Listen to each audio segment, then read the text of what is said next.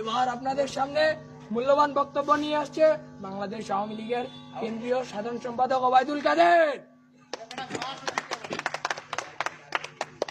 আমরা করতালি দিয়ে অভিনন্দন জানাবো।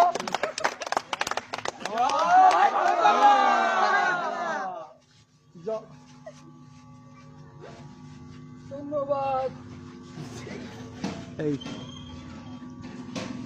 আমরা ক্ষমতায় আছি, ক্ষমতায় থাকবো। কিসের বিএনপি? এখানে মাঠও আমাদের, রেফারিও আমাদের, বাসি বুসি যা দেবে আমাদের পক্ষেই দেবে। ক্ষমতায় আছি তো, যাইনি তো।